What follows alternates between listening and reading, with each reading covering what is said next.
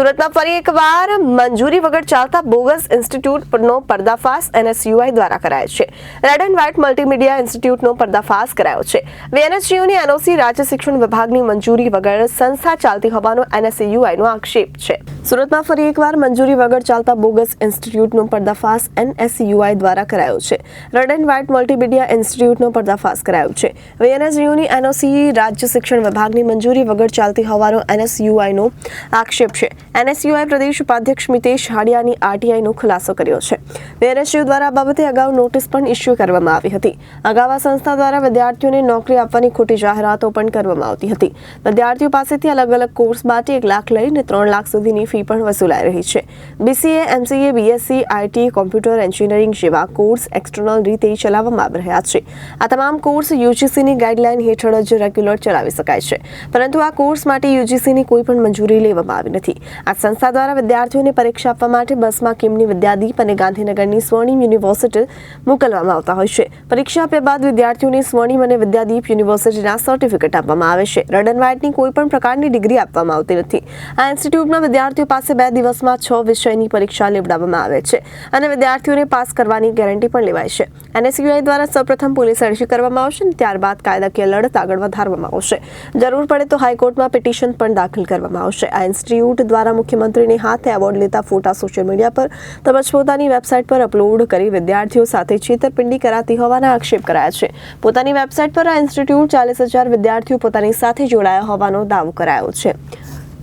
મારું નામ એડવોકેટ ધવલ રાણા છે. હવે જે આ ઇન્સ્ટિટ્યૂટ દ્વારા જે પણ કરવામાં આવી રહ્યું છે એને લઈને લીગલ એક્શન લેવા જઈ રહી છે એનએસયુઆઈ. એના માટે પહેલાં તો સૌપ્રથમ એ લોકો એક પોલીસ એપ્લિકેશન આપવાના છે. પોલીસ એપ્લિકેશન આઈપીસી 406, 409, 420, 467, 68, 71 અને કોમન ઇન્ટેન્શન માટેની સેક્શન 34 હેઠળ આ લોકો એક એપ્લિકેશન આપશે. કેમ કે આ જે ઇન્સ્ટિટ્યૂટ દ્વારા જે પણ સર્ટિફિકેટો પ્રોવાઈડ કરવામાં આવે છે, માર્કશીટો પ્રોવાઈડ કરવામાં આવે છે, યુજીસીની ગાઈડલાઇન પ્રમાણે માર્કશીટો નથી કે સર્ટિફિકેટો નથી. એટલે એ તમામ માર્કશીટ અને સર્ટિફિકેટ ફ્રોડ છે અને ફ્રોડની સેક્શન હેઠળ આખા તમામ કામગીરી કરવામાં આવશે અને એને લઈને આ જે પણ ઇન્સ્ટિટ્યૂટ છે બંધ કરવા માટેની પ્રોસિજરો કરવામાં આવશે. અગર પોલીસ સ્ટેશનથી કંઈક આગળ કાર્યવાહી એક્ટિવિટી નથી થવાની તો કાર્યકર્તાઓ અને એડવોકેટો ભેગા થઈને રીટ પિટિશન હાઈકોર્ટમાં ફાઇલ કરવાના છે અને ત્યારબાદ જે પણ આગળની કાર્યવાહી થશે એ કાયદાકીય કાર્યવાહી હાથો ધરવામાં આવશે. ગુજરાત ભાજપના રાજમાં છેલ્લા ઘણા સમયથી પ્રાઇવેટ યુનિવર્સિટીનો રાફડો ફાટ્યો છે. આ પ્રાઇવેટ યુનિવર્સિટીની મિલીભગતથી અને દુરુપયોગથી ઘણી ઇન્સ્ટિટ્યૂટો બોગસ રીતે ચાલી રહી છે. જેમાંની એક રેડ એન્ડ વ્હાઇટ ઇન્સ્ટિટ્યૂટ છે જેની ગુજરાતમાં 23 કરતાં વધુ બ્રાન્ચો આવેલી છે અને સુરતમાં 8 કરતાં વધુ બ્રાન્ચો આવેલી છે. આ બોગસ ઇન્સ્ટિટ્યૂટની અંદર જે બોગસ ઇન્સ્ટિટ્યૂટ છે એમાં આ ફોટામાં તમે જોઈ શકો એ પ્રમાણે ભૂપેન્દ્રભાઈ પટેલ આપણા જે સીએમ છે એમને ગુજરાતની નંબર 1 ઇન્સ્ટિટ્યૂટ તરીકેનો એવોર્ડ આપેલો છે. અને અમારા વીર નર્મદ દક્ષિણ ગુજરાત યુનિવર્સિટીના જે વીસી સાહેબ છે એ એમની એડવર્ટાઇઝમેન્ટ કરી રહ્યા છે વિદ્યાર્થીઓને, ભાઈ તમે આ રેડ એન્ડ વ્હાઇટમાં એડમિશન લેજો. અમે યુનિવર્સિટી વીર નર્મદમાં આરટીઆઈ કરી તો એમાંથી અમને માહિતી એવી મળી છે કે યુનિવર્સિટીએ આ બોગસ ઇન્સ્ટિટ્યૂટને ચેતવણી બી આપેલી હતી કે ગુજરાત વિધેયક કોમન એક્ટ મુજબ તમારી ઇન્સ્ટિટ્યૂટ ચલાવવી એ બોગસ છે, કારણ કે જે તે વિસ્તારમાં દક્ષિણ ગુજરાતમાં તમારે યુનિવર્સિટીમાં વિસ્તારમાં તમારે ઇન્સ્ટિટ્યૂટ ચલાવવી હોય તો એ વીર નર્મદ દક્ષિણ ગુજરાત યુનિવર્સિટીની એનઓસી તથા રાજ્ય શિક્ષણ વિભાગની મંજૂરી લેવી ફરજિયાત છે. પરંતુ આ લોકોએ મંજૂરી બી લીધેલી નથી અને આ લોકો પાસે એનઓસી બી નથી ને એમનેમ ચલાવી રહ્યા છે. જેને લઈને અમે વીસી સાહેબને બી રજૂઆત કરી હતી, પરંતુ કોઈ પણ પ્રકારની કાર્યવાહી કરવામાં આવી નથી. આ લોકો એક્સટર્નલમાં કોર્સ કરાવે છે, computer engineering, BSc IT, MCA IT, MCA, BCA જેવા જે રેગ્યુલર કોર્સો છે યુજીસીના નિયમ મુજબ આ રેગ્યુલર કોર્સ કરવા પડે, પરંતુ આ લોકો એક્સટર્નલમાં કોર્સ કરાવી વિદ્યાર્થીઓને વિદ્યાદીપ યુનિવર્સિટી કિમ અને સ્વર્ણિમ યુનિવર્સિટી ગાંધીનગર ખાતે પરીક્ષા આપવા માટે મોકલે છે અને ડમી માર્કશીટ અને ડમી ડિગ્રી આપે છે. ત્યારબાદ મોટા મોટા પ્રલોભનો આપીને વિદ્યાર્થીઓને પોતાની સંસ્થા તરફ આ લોકો આકર્ષવાનું બી કામ કરે છે. અલગ અલગ સ્કૂલોમાં જઈ ક્લાસીસમાં જઈને સેમિનાર આયોજિત કરે છે અને એવું કહે છે કે ભાઈ અમે તમને લાખોના પેકેજીસ આપીશું, પ્લેસમેન્ટ આપીશું, ફોરેનમાં મોકલીશું, પણ એ બધી ખોટી વાતો છે. ખાલી પોતાની બાજુ આકર્ષવા માટેની આ બધી વાતો છે.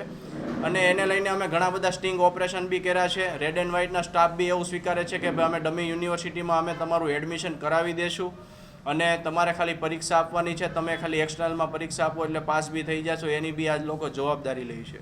એક દિવસમાં એક પેપર જ લઈ શકાય, પરંતુ આ લોકો 2 દિવસની અંદર 6 પેપર લઈ લે છે. અને આ સંસ્થા સાથે 40,000 જેટલા વિદ્યાર્થીઓ જોડાયેલા છે, જે પોતે સંસ્થા સ્વીકારે છે. એક વિદ્યાર્થીની ફી દર વર્ષે 1 લાખથી લઈને 3 લાખ સુધીની હોય છે.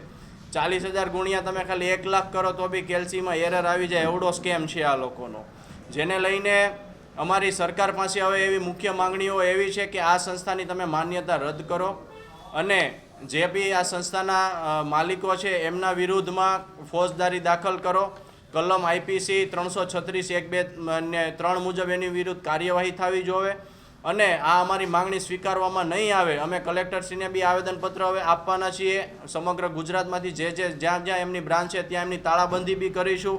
છતાં બી જો નક્કર પરિણામ નહીં આવે તો અમારા લીગલ સેલના વકીલો દ્વારા અમે હાઈકોર્ટમાં રીપિટિશન બી દાખલ કરીશું.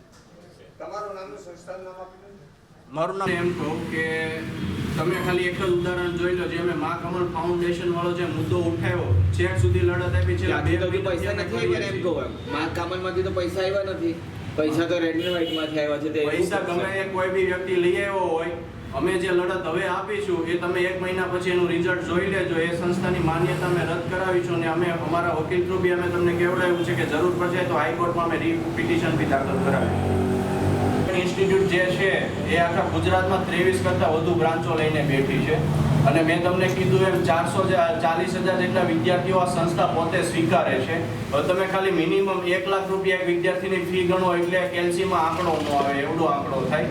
એટલે અમે રેડ એન્ડ વ્હાઇટ ઇન્સ્ટિટ્યૂટના તમામ પુરાવાઓ ભેગા કર્યા છે. બીજી જેટલી બોગસ ઇન્સ્ટિટ્યૂટો છે, જે 3-4 નામ હજી અમારી સામે આવ્યા છે, એમની વિરુદ્ધ પણ અમે પુરાવા ભેગા કરી ત્યારબાદ એમની વિરુદ્ધ બી અમે કાર્યવાહી શરૂ કરાવીશું. અને તમે જોઈ શકો છો કે જે મા કમલ ફાઉન્ડેશન નર્સિંગ કોલેજ છે એ તદ્દન બોગસ રીતે ચલાવતા હતા. એમના વિરુદ્ધમાં અમે ઘણા બધા આવેદનપત્રો બી આપ્યા, રજૂઆત બી કરી અને કાર્યક્રમો બી આપ્યા. એ ઇન્સ્ટિટ્યૂટની માન્યતા બી રદ કરવામાં આવી છે અને કાલે આરોગ્ય વિભાગમાંથી એમનો પરિપત્ર બી આવી ગયો છે. એમના વિરુદ્ધ કાર્યવાહી બી શરૂ થઈ ગઈ છે. વ્યારામાંથી બી એમના સંચાલક વિરુદ્ધ FIR દાખલ થઈ ગઈ છે. હજી એવું સુધી આવ્યું નથી, પરંતુ એવું અમારું પુરાવા સાથે એવું આવશે કે યુનિવર્સિટીનો કોઈ બી નેતા એમની સાથે જોડાયેલો હશે, પછી NSUIનો હોય કે ABVP વાળો હોય કે યુથ કોંગ્રેસનો હોય, મોટી કોંગ્રેસના સિનિયર કોંગ્રેસના હોય કે ભાજપવાળા કોઈ બી નેતા હશે, એમના પુરાવા અમારી પાસે આવશે તો એમની વિરુદ્ધ પણ અમે કાર્યવાહી કરાવીશું. અને પ્રદેશ પ્રમુખને શક્તિસિંહ ગોહિલ બાપુને અને અમે અહીંયા ધનસુખસિંહ રાજપૂતને બી એમની સામે રજૂઆત કરી અને એમને પક્ષમાંથી સસ્પેન્ડ કરવા સુધીની બી અમે કાર્યવાહી કરાવીશું. તમને તો ખબર જ છે કોણ લઈ આવેલું પૈસા?